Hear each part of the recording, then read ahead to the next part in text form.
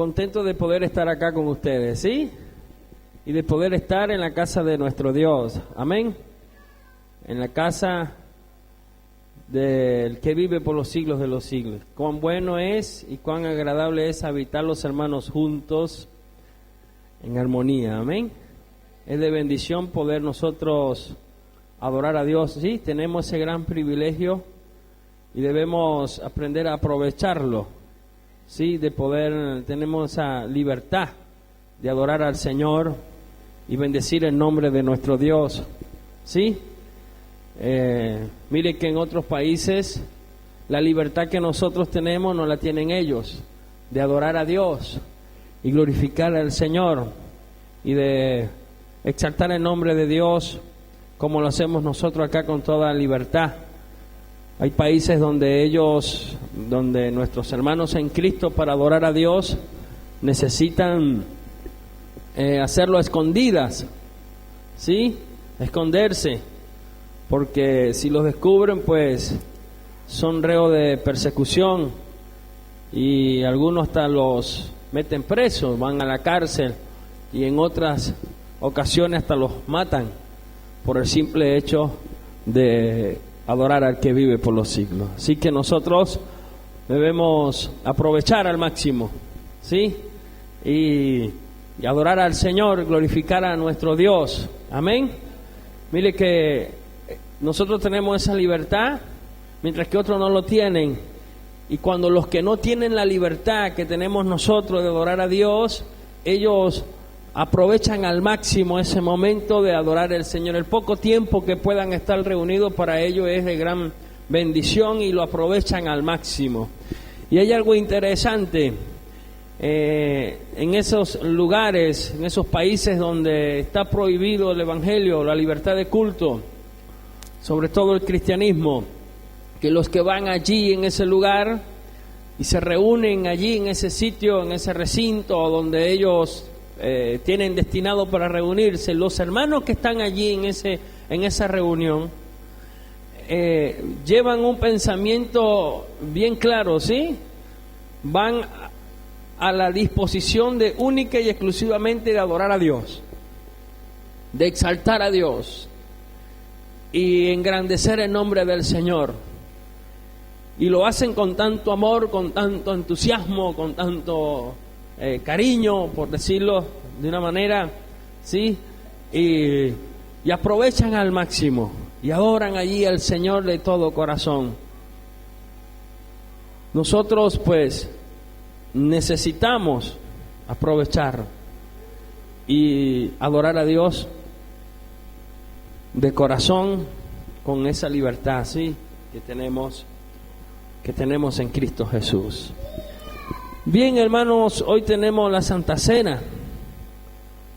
Vamos a ir a la enseñanza. Yo no quiero pasar por alto lo que hemos venido hablando en cuanto a lo que es la persona del Espíritu Santo, ¿sí? Quiero aprovechar al máximo y poder seguir compartiendo con ustedes los estudios que hemos estado dando en cuanto a lo que es el Espíritu Santo. Sí, estamos hablando del Espíritu Santo, la persona del Espíritu Santo. Y yo quiero que usted vaya conmigo al libro de Efesios, capítulo 4, verso 30, un versículo conocido por todos nosotros, ¿sí? Y estamos hablando que el Espíritu Santo es una persona. Como persona tiene sus características, ¿sí? Hemos señalado algunas. Hemos dicho que el Espíritu Santo tiene voluntad propia como persona. Hemos dicho que el Espíritu Santo habla, ¿sí? Como persona. Y yo creo que este versículo, hermano, es clave para aquellos que dicen que el Espíritu Santo no es una persona, sino que es una fuente de poder o una influencia, porque hay quienes enseñan de que el Espíritu Santo es una influencia o una fuente de poder, y hemos dicho que el Espíritu Santo es una persona que imparte poder en la vida de los creyentes. Amén. Y dice la palabra del Señor a la letra, hermano, la leemos, ¿sí? Con la autoridad del Padre, Hijo, Espíritu Santo, dice a la letra: y no contristéis al Espíritu Santo de Dios, con el cual fuisteis sellado para el día de la redención. Oramos. Señor mi Dios, te damos toda la gloria, toda la honra y toda la alabanza, mi Dios.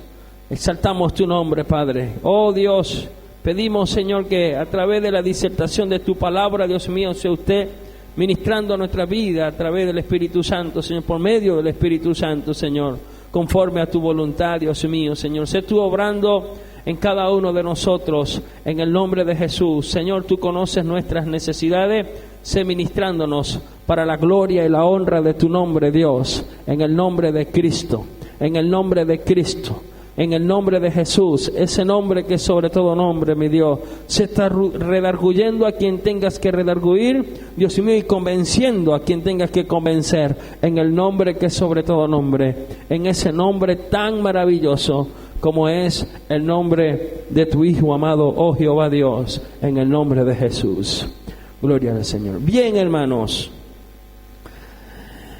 hemos estado conversando del contexto de este texto, ¿sí?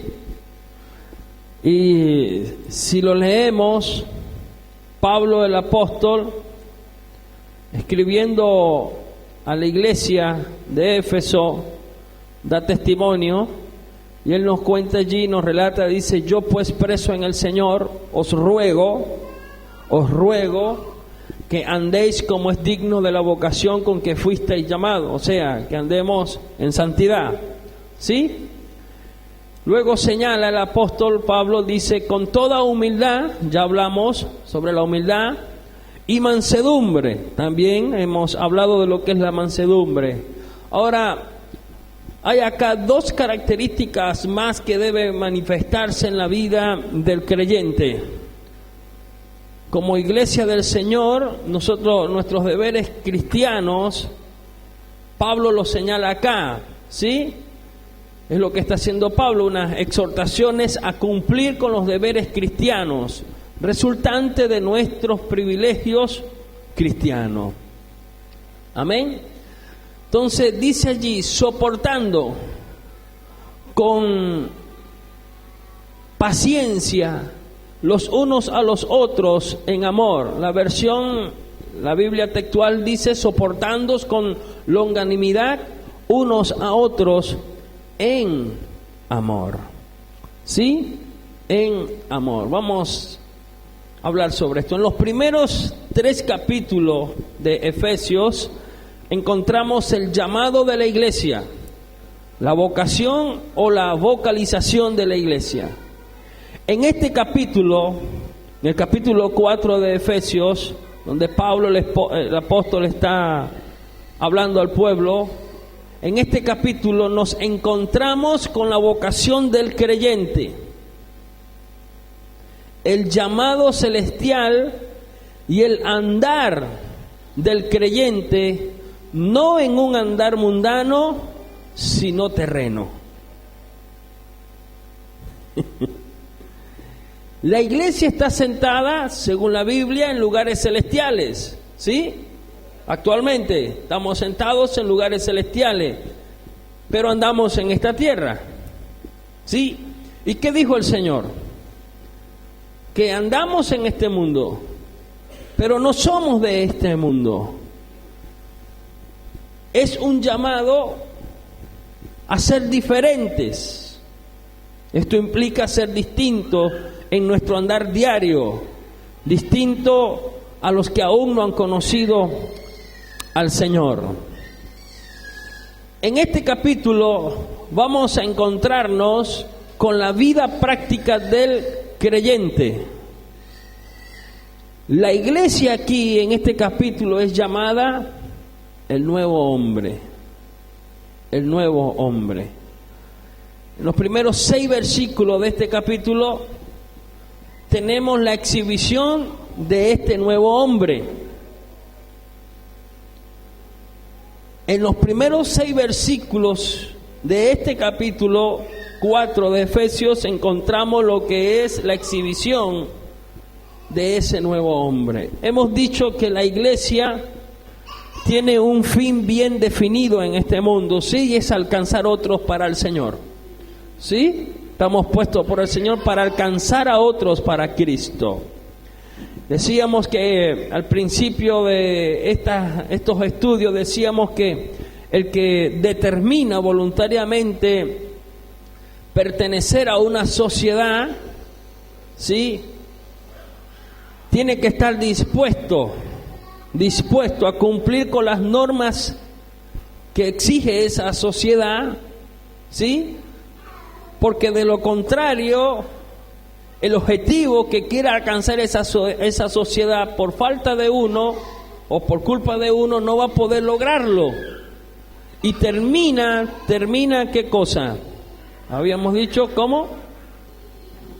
Sí, viene el fracaso y termina desilusionando al resto de los demás, ¿sí? Desacreditando a ese grupo.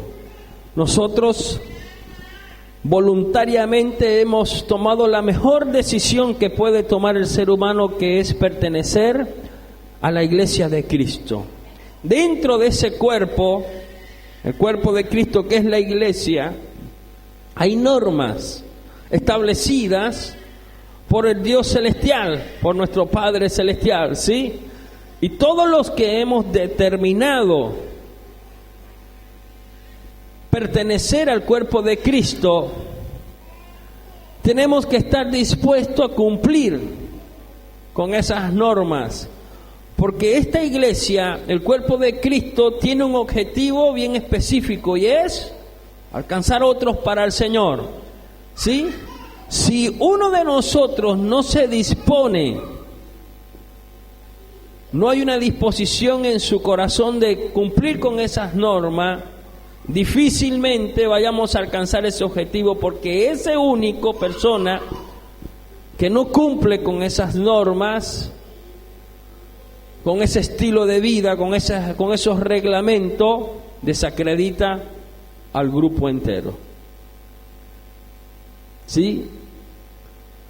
Todos pagamos justo por culpa de uno. Porque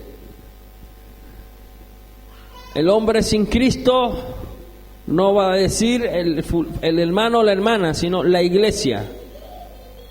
Entonces esto denota la gran responsabilidad que tenemos los unos y los otros, ¿sí? La iglesia, como dice, es aquí llamada a un nuevo hombre.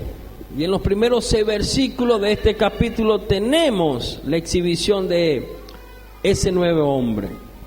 Los versículos 7 al 16 tenemos la inhibición de ese nuevo hombre.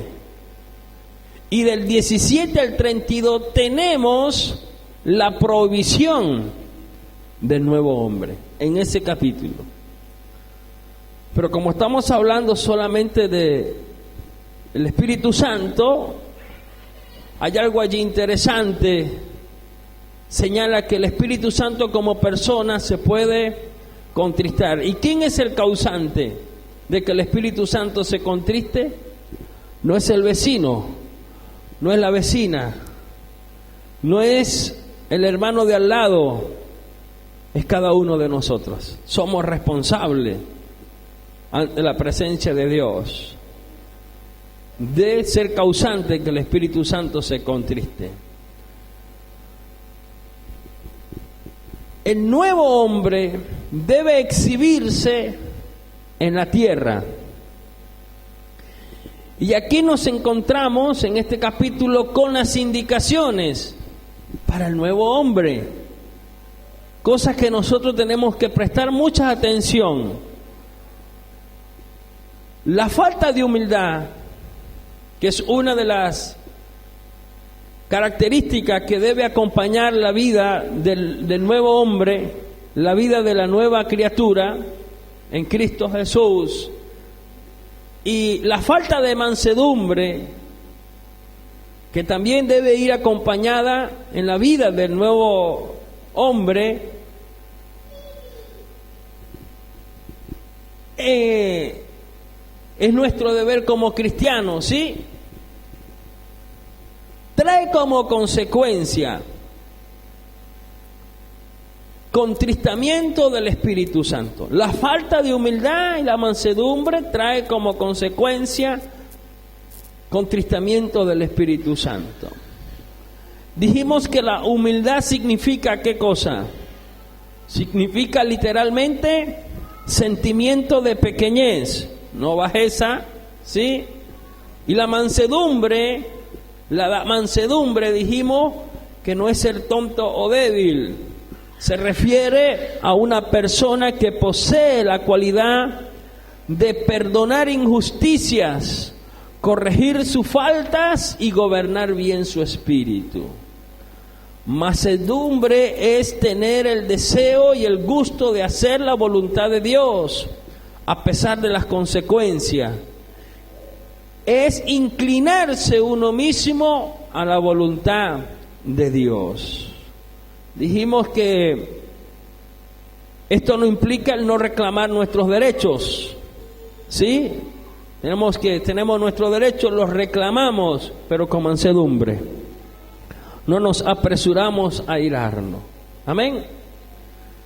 Entonces, hay algo aquí interesante, hermanos, que tenemos que aprender para poder dar el segundo paso, soportando con paciencia los unos a los otros en amor. La humildad y mansedumbre se requiere de forma total y constante para la actitud específica que a continuación menciona el apóstol Pablo. ¿Y cuál es?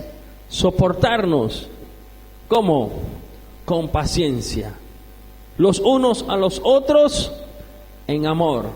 Si no hay humildad y no hay mansedumbre en la vida de una persona, difícilmente cumpla con ese siguiente requisito, como es el soportarnos los unos a los otros en amor, ¿sí? Con toda paciencia. Vemos aquí lo que Pablo indica. Aquí es que la humildad y mansedumbre totales y constante, hermano, constante, acompañadas de paciencia, que es un fruto espiritual y es tener un buen temperamento, son el requisito previo para poder aguantarnos o soportarnos cómodamente los unos a los otros en la iglesia, en amor, en amor, en amor. Si no hay humildad y no hay mansedumbre, difícilmente nos podamos soportar los unos a los otros. Es un requisito. Son pasos, ¿viste? Que deben manifestarse en nosotros para evitar el contristamiento del Espíritu Santo. El aguante o el soportar, que el verbo griego se lee, yo lo anoté acá, anekhomenoi. Anekhomenoi. Principio de presente continuativo. O sea que es algo continuo que debe manifestarse en nosotros. El soportarnos los unos a los otros debe ser algo como continuo. Pero recuerde, lo primero es mansedumbre, humildad y mansedumbre, para poder manifestar el siguiente paso, el poder soportarnos, aguantarnos. Esta característica comporta como la virtud que corona el complejo de virtudes necesarias para preservar la unidad eclesial. Si no se manifiesta esto en nuestra vida, difícilmente en la iglesia se manifieste un vínculo de ¿qué? De unidad. De unidad. Y donde no hay unión, hay división. Y Jesús dijo algo interesante. Jesús dijo que una casa dividida no puede, ¿qué cosa? ¿No puede qué? Dímelo. Prosperar. No puede permanecer en pie. No puede prevalecer. ¿Por qué? Porque está dividida. Y si está dividida, los que habitan en esa casa, ninguno se ponen de acuerdo. Cada quien cree tener la solución en sus propias manos. Va agarrando forma esto. ¿Se ve lo necesario que es manifestar esto? Humildad, mansedumbre, para que podamos soportarnos, aguantarnos los unos a los otros en amor, en el amor del Señor, y poder permanecer como unidos en un mismo sentir, en un mismo espíritu, ¿sí? En un mismo querer. Entonces, unidos como iglesia del Señor y unidos al cuerpo de Cristo, como cuerpo de Cristo y unido a Cristo, seremos más que vencedores. Es sencillo. Imagínese un matrimonio dividido, donde los cónyuges nunca llegan a un acuerdo. Prevalece más el orgullo, prevalece más cualquier otro sentimiento menos que la humildad y la mansedumbre. ¿Puede ese matrimonio prevalecer junto si no se ponen de acuerdo? No. Jesús dijo, la Biblia dice que si dos no se ponen de acuerdo, no pueden andar juntos. Entonces la unidad es necesaria en medio nuestro, estar unido en Cristo Jesús. Sabe que el Señor, hablando de la unidad que es necesaria y la falta de unidad por no manifestar lo antes mencionado, como es humildad, mansedumbre y el poder soportarnos los unos a los otros, la falta de unidad en Cristo Jesús como iglesia es motivo y es causante de que el Espíritu Santo se contriste, y Dios a través, o esa iglesia no puede ser el instrumento eficaz para la gloria del Señor, y no puede cumplir Dios con esa iglesia, no puede cumplir el objetivo específico para la cual nos ha puesto, como es ganar otros para el Señor. Y oiga esto, hermano, Jesús orando al Padre dijo, Señor, que ellos sean uno como tú y yo somos uno. ¿Para qué? Para que el mundo sepa, o para que el mundo conozca que tú, ¿qué cosa? Me has enviado. ¿Se ve? ¿Se ve? Bueno. El aguante, como dije, es una característica, o esta característica comporta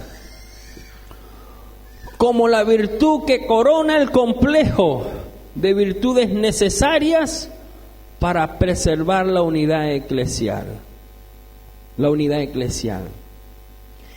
El aguante mutuo es señal de que el amor rige y gobierna nuestro trato con los demás hermanos. Y el amor ayuda a comprender el hermano y por tanto ¿a qué cosa? A aguantarlo.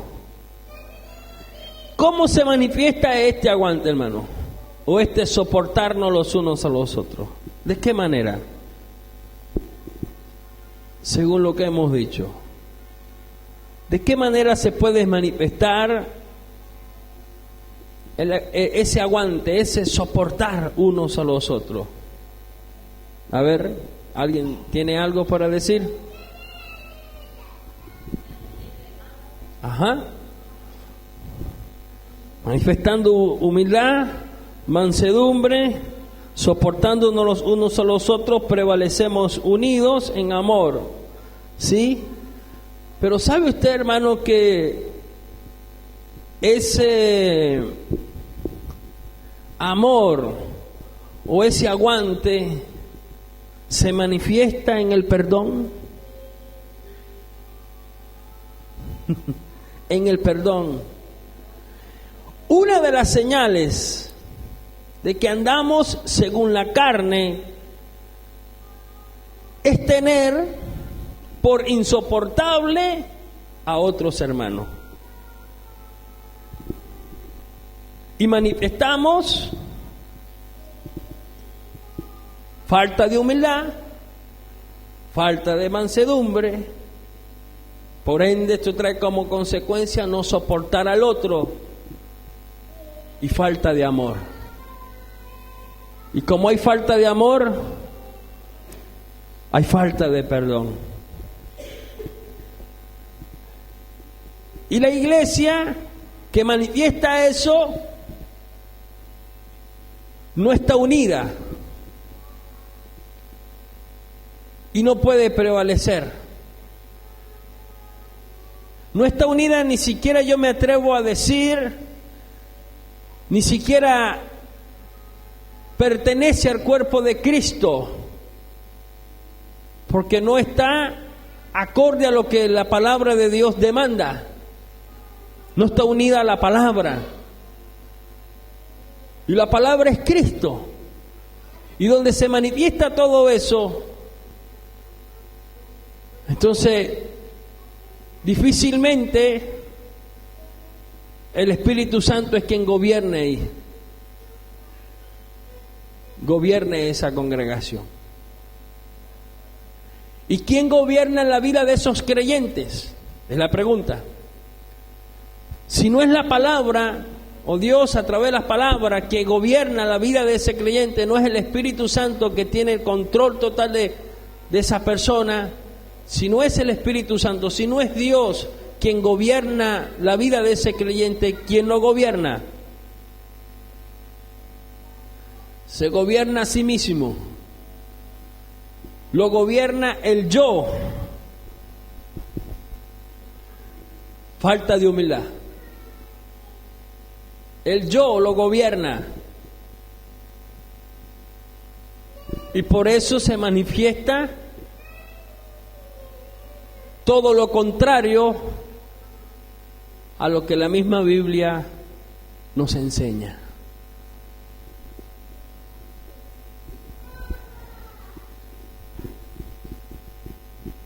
Este aguante se manifiesta en el perdón. De lo contrario, no estamos según el Espíritu,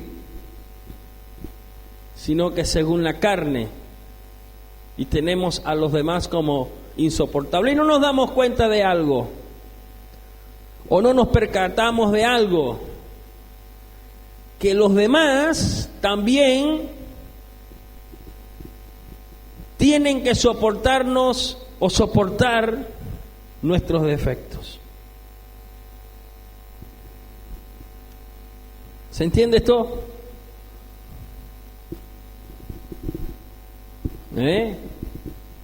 La falta de humildad, de mansedumbre, nos lleva a no soportarnos los unos a los otros.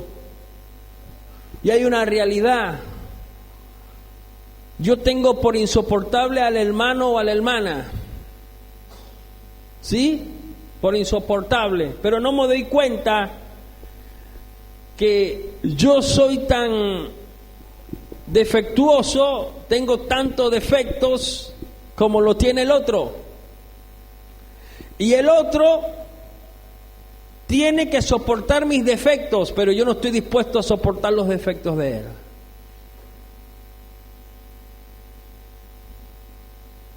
él. Tan calladito. Entonces somos mezquinos, somos egoístas. Al pretender de que los demás nos soporten, pero que nosotros no estamos dispuestos a soportar al otro.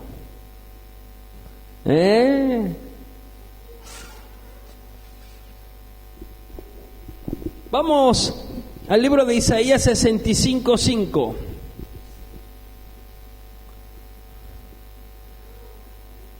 Isaías 65:5.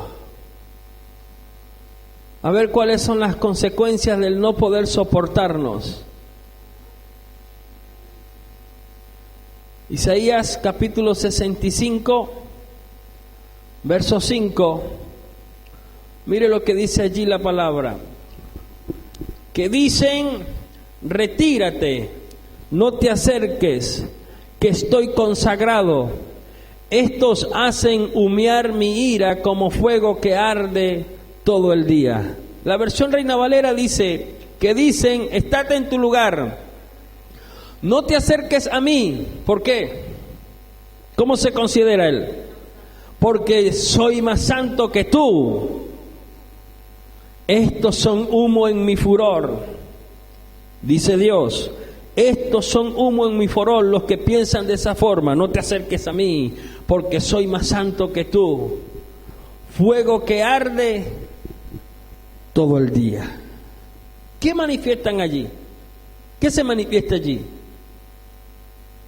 Falta de humildad, falta de mansedumbre, no soporta a los demás, no hay amor y falta de perdón. Y se considera a sí mismo santo, pero Dios lo mira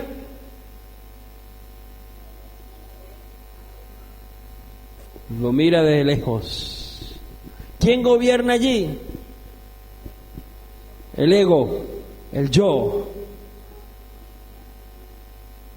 Ese ego, ese yo, trae consecuencias, hermano, en la vida de la congregación. División. Es terreno fértil para que la iglesia se divida. Ese ego, ese yo, trae como consecuencia división dentro del hogar. Ese ego, ese yo, trae como consecuencia división dentro de la industria, del empleo. Ese ego, ese yo, trae como consecuencia división entre mis compañeros de estudios, de trabajo. Ese ego, ese yo, trae como consecuencia división aún con mis propios vecinos y en la misma sociedad y comunidad en la que yo vivo. Y difícilmente pueda alcanzar el objetivo por el cual estoy puesto por el Señor en este mundo como creyente y como iglesia, como es alcanzar otros para el Señor.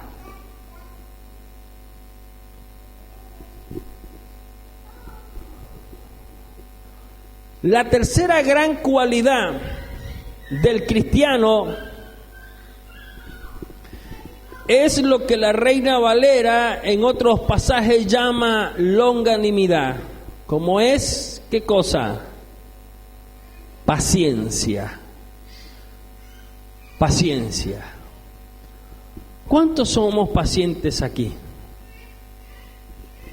¿Qué concepto tiene usted de paciencia? ¿Ah? ¿Qué concepto tiene usted de paciencia? ¿Qué es ser paciente? A ver, la Ruth se ríe. ¿Cómo? Ajá.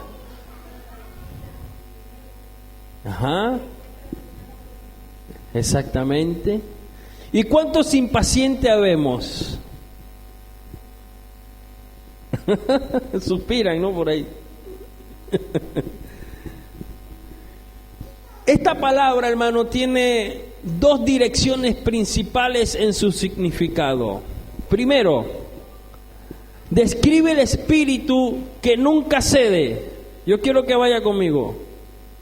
Describe el espíritu que nunca cede y que por soportar hasta el final cosecha la recompensa. Vuelvo a repetirlo. Describe el espíritu que nunca cede, paciencia, y que porque soporta hasta el fin o hasta el final cosecha la recompensa.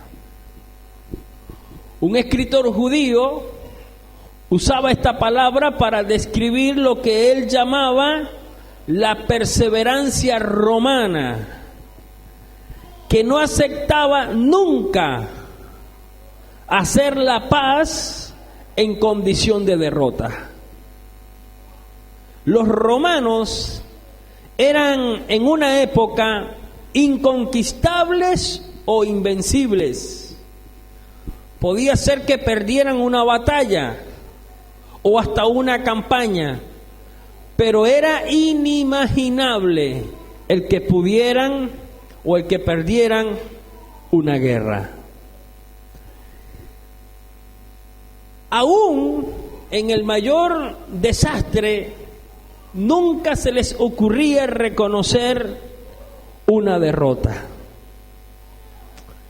¿Qué implica esto para nosotros? ¿Cuántos de nosotros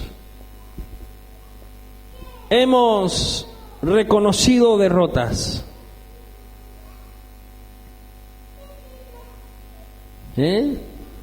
Según el concepto de paciencia. ¿Cuántos de los que estamos aquí hemos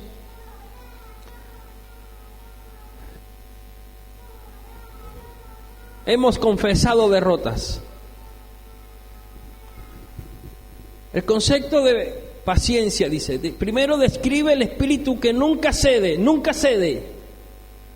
y que porque soporta hasta el final cosecha la recompensa. Nunca cede. ¿Qué implica esto, hermano? A ver, un espíritu que nunca cede, nunca cede ante la adversidad, nunca cede ante ningún adversario, nunca cede ante una situación contraria a su vida, siempre está allí presente y prevalece, confiando, sabiendo que la victoria es segura en Cristo Jesús. Paciencia, con paciencia. Es lo que decíamos anoche. Usted y yo tenemos una lucha continua, ¿sí? Pero sabemos que una lucha contra Satanás y contra sus demonios. Y esa lucha es hasta que Cristo venga, o hasta el día que el Señor nos mande a buscar y partamos de este mundo. ¿Verdad que sí? Y señalábamos que nosotros cada día tenemos una batalla contra las huestes espirituales de maldad que tienen entenebrecida el entendimiento de aquellos que no tienen a Cristo Jesús. Y eso implica nuestra familia. ¿Verdad que sí? La pregunta es, ¿vamos a nosotros a desmayar y a dejar de pelear? No, hermano. Debemos perseverar con paciencia, sabiendo que la victoria es segura en Cristo Jesús. Por más que el enemigo quiera hacernos ver que estamos derrotados, quiero decirle que en Cristo Jesús somos más que vencedores. Amén. Y que la victoria es segura en el Señor y Él tiene su tiempo. Ahora, la paciencia cristiana es el espíritu que nunca admite la derrota, nunca admite la derrota, que no se da por vencido ante ninguna desgracia ni sufrimiento, por ninguna desilusión o desánimo, sino que persevera hasta el fin, hasta el fin, hasta el fin. Persevera. La paciencia cristiana persevera hasta el fin. Mire, hermanos, como yo dije en estos días, ¿cuántos familiares han partido de este mundo sin ver que aquel familiar por el cual ellos han estado orando por años, por mucho tiempo, ese que está intercediendo ante Dios por un hijo, por una hija, por un sobrino, por lo que sea, por un familiar, por un vecino, por las almas, por un familiar, su hijo, su sobrino, un nieto, y está orando y le llega la hora de partir a esa persona que está intercediendo y se va con el Señor, va a la presencia de Dios, y se han ido de este mundo sin ver hecha realidad esa petición. ¿Implica eso que es una derrota para ese cristiano? No, hermano.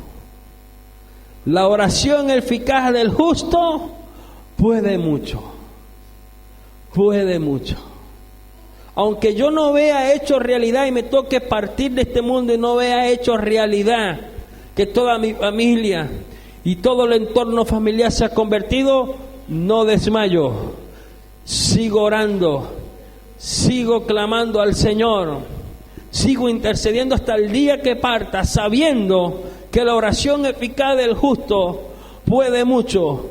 Y nosotros como cristianos, como iglesia del Señor, tenemos que tener en cuenta de que en Cristo usted y yo somos más que vencedores, y que Dios en su tiempo va a obrar conforme a su voluntad, conforme a nuestras peticiones, que todas nuestras peticiones, nuestras oraciones llegan a la presencia del Padre Celestial y Él va a responder conforme a su voluntad.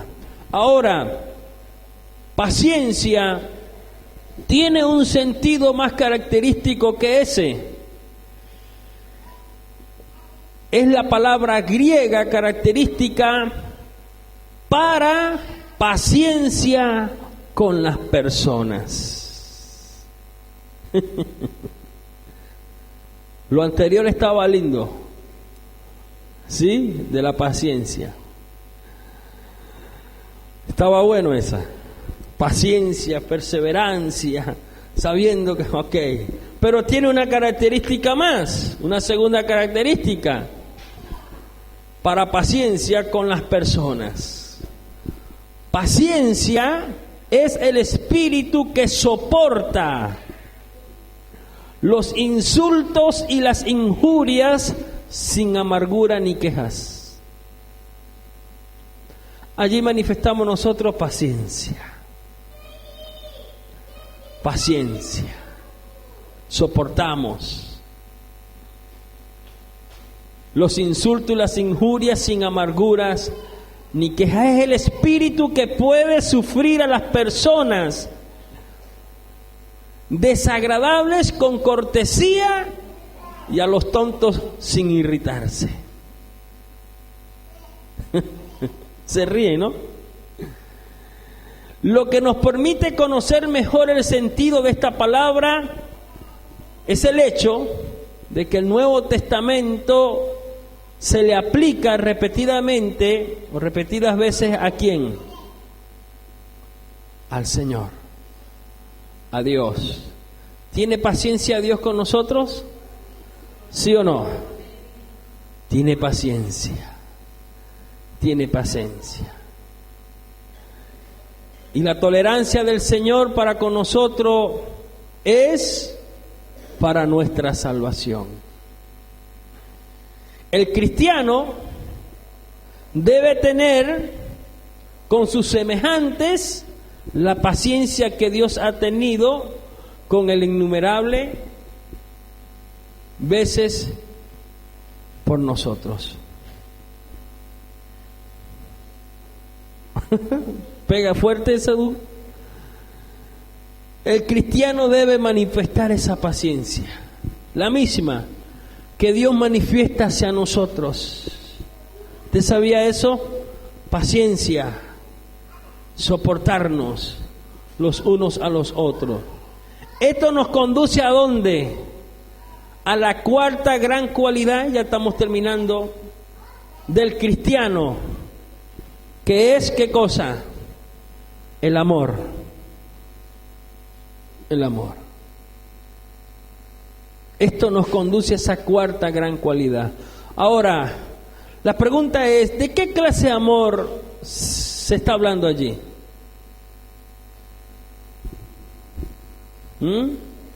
¿Cuál es ese amor? ¿Qué crees tú, Ru? ¿Cuál es ese amor que yo debo manifestar? El amor ágape. Y es un amor perfecto. Yo lo he catalogado de esa forma. El amor ágape, amor perfecto, sin hipocresía, sin engaño, sin mancha.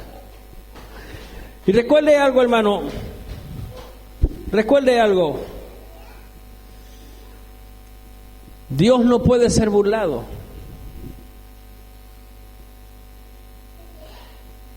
Y como hijo de Dios yo debo manifestar el amor ágape hacia los semejantes. Oiga bien los pasos, ¿no? Humildad, mansedumbre, soportando con paciencia para poder manifestar amor. Amor ágape, que es el amor perfecto. Ahora, pregunto, ¿hay amor ágape en nosotros? ¿Manifestamos nosotros ese amor realmente? Cuando usted dice, como yo pongo el ejemplo, en el matrimonio, mi amor, yo te amo, le dice el esposo o la esposa a su cónyuge, ¿no? Supuestamente le manifiesta amor, le expresa amor con sus labios, pero la maltrata. ¿Es amor eso? ¿Es verdadero ese amor? No, no es amor. Yo estoy seguro que esa persona ni sabe qué es lo que siente por él. Lo que puede sentir es una atracción física, menos amor. Y cuando hablo de maltrato no hago referencia solamente al físico, maltrato psicológico, verbal, psicológico. ¿La ama realmente? ¿Lo ama? No, no lo ama. No lo ama. No ama. No es amor verdadero. No es genuino. No es puro. Es un amor falso, mentiroso. Porque el amor, cuando hay amor, se procura el bien hacia mi semejante. ¿Se entiende esto, hermano? El amor ágape hacia una persona quiere decir que nada que esa persona haga o nos haga nos hará buscar para ella sino lo mejor posible. ¿Se manifiesta eso? ¿Se manifiesta eso entre nosotros? ¿Se manifiesta eso hacia su semejante? Amor ágape que debe manifestarse no solamente entre nosotros como iglesia, sino que debemos manifestar ese mismo amor ágape aún a aquellos que no tienen a Cristo. Ahora, ¿se manifiesta eso en mí? ¿Siento yo ese amor ágape hacia aquellos que me ofenden, que me maltratan? ¿Busco lo mejor posible para esa persona o procuro vengarme? Aunque nos perjudique o insulte, nosotros no sentiremos nunca hacia ella más que benevolencia y amabilidad. ¿Se entendió esto? Amor ágape. ¿Qué manifiesto? Me insultó, me injurió, pero ¿qué manifiesto en mí?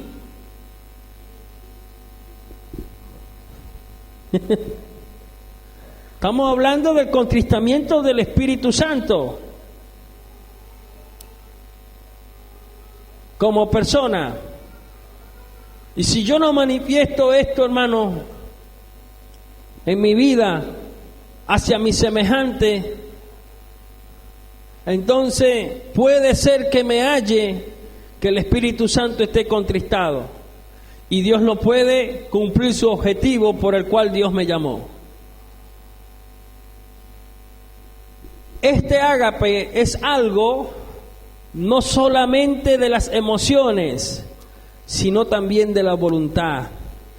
Es la habilidad de mantener una buena voluntad inconquistable con los que no la tienen con nosotros. Ni son amables, ni nos gustan. Ágape es esa cualidad, amados hermanos, de la mente y del corazón, que impulsa a un cristiano a no sentir nunca ninguna malquerencia, odio, rencor, ni ningún deseo de venganza, sino a buscar siempre el mayor bien posible para todos, sean como sean. Sean como sean. Debemos aprender eso. Como iglesia, como cristiano, somos la sal de la tierra, somos la luz del mundo, y para que esa luz resplandezca en aquellos que están en tinieblas, debemos manifestar todas estas cualidades. Y el amor es un fruto espiritual, mas los frutos del Espíritu, el primero que señala es amor.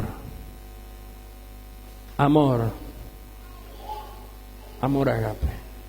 ¿Busca usted vengarse? A ver, no hablemos de venganza, pongámoslos de otra forma. ¿Cómo reacciona usted cuando alguien lo injuria?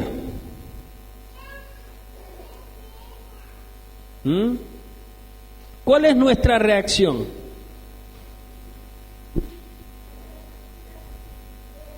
¿Cuál es? Normalmente dejamos de hablarle a esa persona,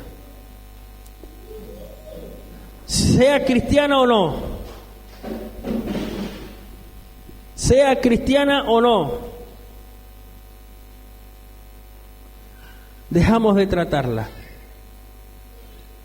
porque no me saludó, porque por X circunstancia. Ahora, ¿y si es un vecino, hermano?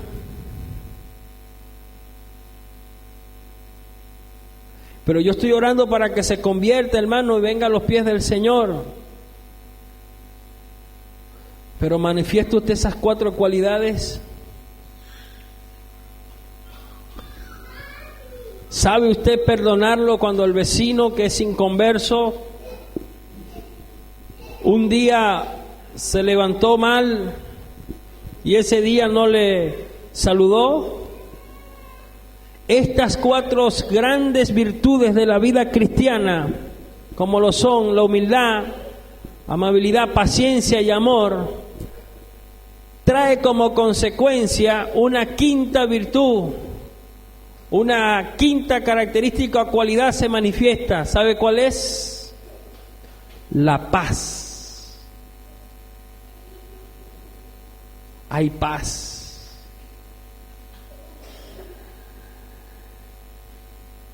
Mis pasos dejo, mis pasos doy. Y la paz de Dios no es como la del mundo. Pero para que se manifieste esa paz necesitamos estas cualidades entre nosotros como cristianos. El consejo y la exhortación urgente de Pablo son los que lean su carta, tengan un interés especialísimo en mantener la sagrada unidad que debe caracterizar a la verdadera iglesia. La paz puede definir como la debida relación entre las personas. Esta unidad, esta paz, esta debida relación se puede conservar solamente de una manera. Cada una de las 4 grandes virtudes cristianas dependen de la negación del yo. De la negación del yo. Si yo no manifiesto eso, hermano, y mientras el yo sea el centro de todas las cosas, esta unidad no podrá existir nunca plenamente. Cada quien, como decimos nosotros, cada quien tira para su lado, porque cada quien cree tener la verdad. La verdad es una sola. Y eso trae como consecuencia división. Y no hay paz. El mundo está sin paz, porque no tiene a Dios en su corazón. El mundo necesita paz. La humanidad necesita paz. Y el centro de la paz, o el lugar donde va a encontrar paz, es en la iglesia. Es como yo decía tiempo atrás,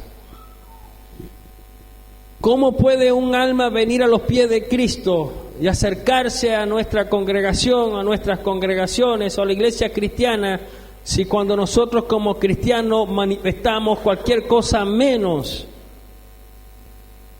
todo esto que hemos venido señalando? Difícilmente esa alma se convierta al Señor.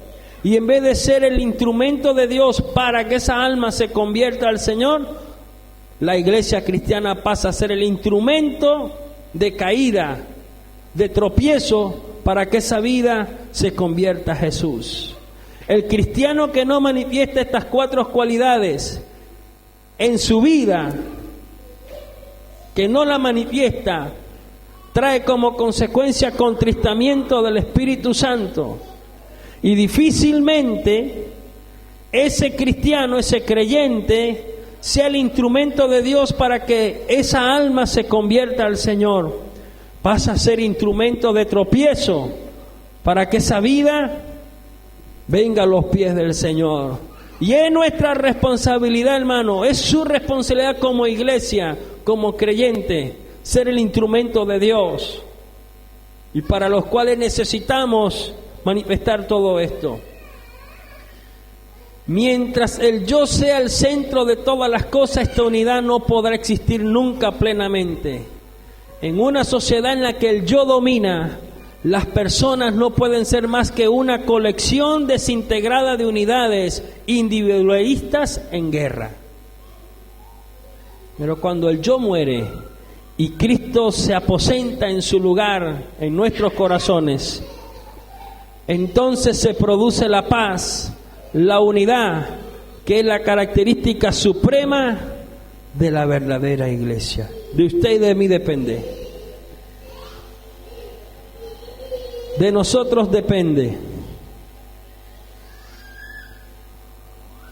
O gobierna el yo y prevalecemos divididos, sabiendo que un día vamos a estar frente al trono de Dios, o hacemos que el yo muera y permitimos que Jesús gobierne nuestra vida y tome el control en nuestros corazones. Amén. Nos ponemos de pie, oramos al Señor. Contristamiento del Espíritu Santo. ¿Qué somos, hermano? Yo quiero dejarle eso para que usted reflexione. Yo quiero dejarle allí esa enseñanza y que podamos nosotros reflexionar en el Señor y tomar en cuenta todo esto que Dios a través de la palabra nos ha enseñado. Y que esto pueda llevarnos a tomar una decisión en el Señor. O ser ese instrumento de Dios para bendición, o ser instrumento de tropiezo para que las almas no vengan al Señor. O ser una iglesia como instrumento de Dios, una congregación como instrumento de Dios para que toda una sociedad se convierta al Señor, o ser una congregación como instrumento de tropiezos, divididos entre nosotros, sin ponernos a cuenta, causando contristamiento del Espíritu Santo e impidiendo que la obra de Dios en medio nuestro avance y que podamos cumplir el objetivo por el cual Dios nos ha llamado. Afuera hay almas que rescatar. Entonces necesitamos, ¿qué cosa? Ponernos de acuerdo y manifestar todo esto. Humildad, mansedumbre, soportándonos unos a los otros con paciencia, con amor. Oramos al Señor. Padre eterno,